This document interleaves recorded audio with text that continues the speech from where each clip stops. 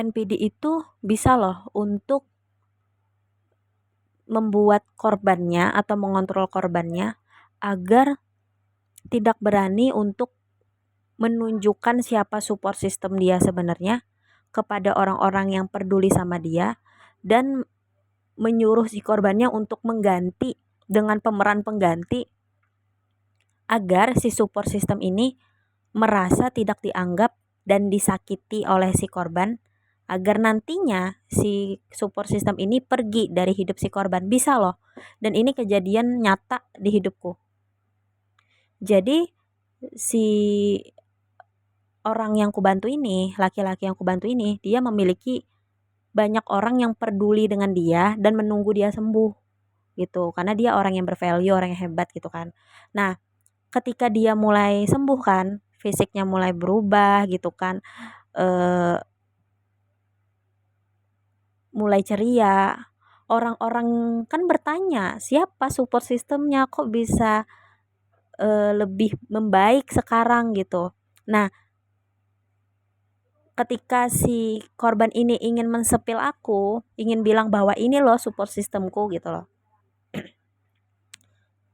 Si NPD yang masih punya kontrol akan diri si korban ini, dia mengancam si korban kalau mengakui aku, maka aku akan sakiti dengan ilmu hitam pastinya, karena si NPD ini menggunakan ilmu hitam untuk mengontrol si korban. Akhirnya apa? Akhirnya si korban ini tidak berani untuk mensepil aku untuk keselamatan aku. Dan akhirnya menuruti skenario dari si NPD ini untuk mengakui perempuan lain yang juga perempuan itu adalah korban juga dari si NPD gitu kan. Yang dikontrol juga lah sama si NPD, tapi panjang ceritanya. Jadi intinya disuruh mengakui orang lain agar si orang-orang yang bertanya-tanya itu ya udah gitu loh. Dia akan, oh ini ya support system, ya udah mereka udah nggak bertanya-tanya lagi dan menganggap si korban ini udah baik-baik aja karena udah tahu nih support systemnya yang ini gitu.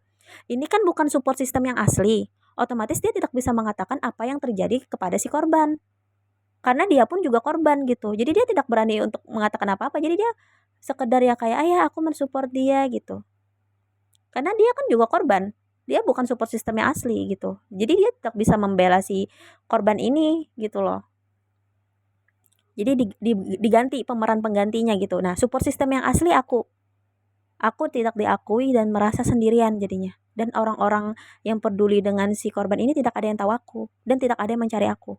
Jadi apa? Supaya apa? Supaya aku enak aja dibunuh, disakiti, disantet, dimanipulasi, diancam gitu. Supaya apa? Supaya nanti aku capek, capek sendiri dan akhirnya meninggalkan si korban dia ini. Akhirnya korban dia ini bisa dia kontrol lagi, dia ambil lagi manfaat dari dalam diri si korban ini gitu. Gitu. Jadi si support system itu kalau tidak bisa dia bunuh menggunakan santet, tidak bisa dia singkirkan gitu kan, menggunakan manipulasi, maka dia akan membuat si support system ini capek. Capek karena manusia itu pasti ada titik capek gitu dalam hidup, dan dia ketika capek pasti pengen mundur kan. Nah, itu yang si NPD itu lakukan kepada aku gitu. Seperti itu, dan ini kisah nyata gitu loh di hidupku, kejadian di hidupku. Ternyata ada NPD yang mengontrol korbannya tuh sampai segitunya gitu. Aku juga kaget sih. Aku sih karena aku kasihan sih sama si korban ini yang laki-laki ini, karena dia minta aku jangan ninggalin dia karena dia ketakutan gitu. Tapi aku juga capek gitu loh. Kayak gimana dong, sama-sama capek, dianya takut aku capek gitu. Eh, ya gitulah, NPD akan selalu membuat korbannya merasa kehabisan energi.